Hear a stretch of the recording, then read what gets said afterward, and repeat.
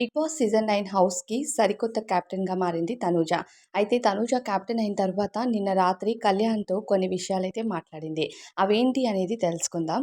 అయితే ఇప్పటి వరకు తనూజ కెప్టెన్ అవ్వడానికి చాలా వారాలు కష్టపడింది.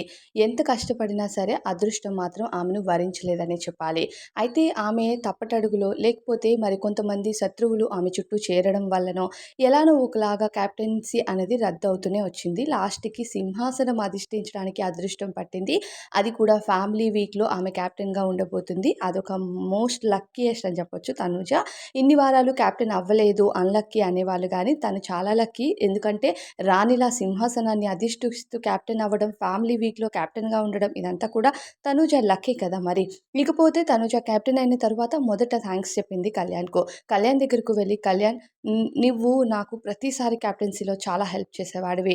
నేను కెప్టెన్ అయ్యానా లేదా అన్నది పక్కన పెట్టేస్తే మాత్రం నువ్వు ఏ స్వార్థం పెట్టుకోకుండా నన్ను క్యాప్టెన్ చేయాలి, నన్ను క్యాప్టెన్‌గా చూడాలి అనుకున్నది ఈ హౌస్‌లో నువ్వొక్కడివే.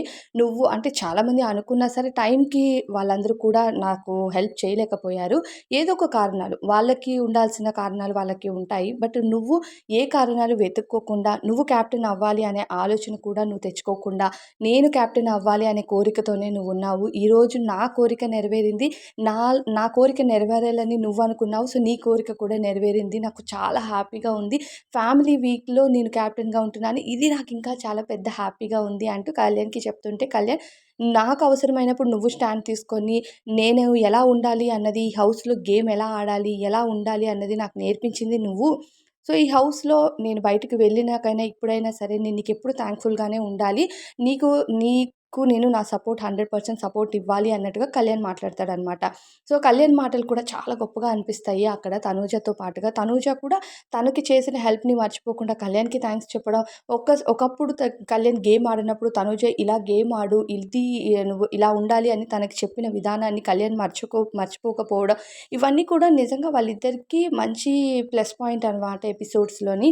దట్ టూ విన్నింగ్ రేస్‌లో కూడా వీళ్ళిద్దరే ఉన్నారు. వీళ్ళిద్దరిలో ఎవరు విన్నర్ అవుతారు అన్నది పక్కన పెడితే, ఒకసారి కళ్యాణ్‌కి ఎక్కువ ఓటింగ్స్ ఉంటున్నాయి. ఒకసారి తనూజకి ఎక్కువ ఓటింగ్స్ ఉంటున్నాయి. సో, వీళ్ళిద్దరిలోనూ విన్నర్ ఉన్నారని క్లారిటీగా ఇప్పటికే అర్థమైపోతుంది మిగిలిన ఈ 5 వారాల్లో.